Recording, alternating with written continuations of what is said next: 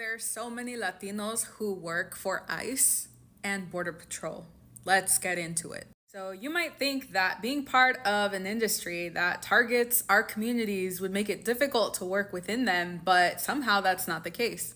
Recently, a reporter in El Paso interviewed Dr. David Cortez, who is an expert on why Latinos decide to work in ICE and Border Patrol. And his learnings may or may not surprise you. So, first off, Latinos make up about 18% of the overall US population, but when it comes to enforcement agencies and even the military, Latinos are overrepresented. So, even though Latinos make up just 8% of the overall federal workforce, Latinos make up 30% of all ICE agents and over 50% of all Border Patrol officers.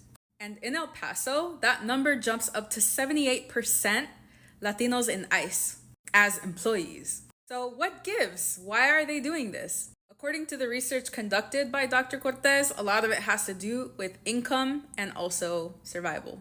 So in this article, the reporter writes, I felt weird saying the reporter, I had to look up the name. It's Aaron Colohan, okay? Aaron Colohan. So anyway, the reporter says that in El Paso, there's about 20% of the people who live there are living in poverty. And also, 20% of the people there have college degrees and access to higher paying jobs.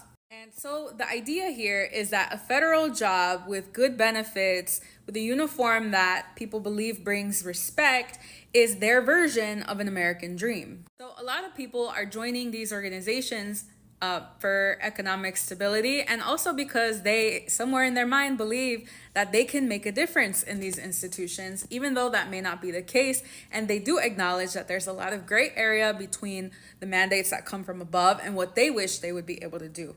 By the time that people realize that the agency is not going to let them make change from within, it's too late. They're trapped in by the higher wages. And they really do believe, a lot of these folks really do believe that immigrants are safer because of their presence there. So what Dr. Cortez found in his research is that a lot of these officers understand that what their agency is doing is harmful to their communities. But at the same time, they are not in a position where they can change those mandates. So how exactly is it that you can exist in two worlds and not betray one or the other? I don't know, man. This sounds like hella cognitive dissonance to me.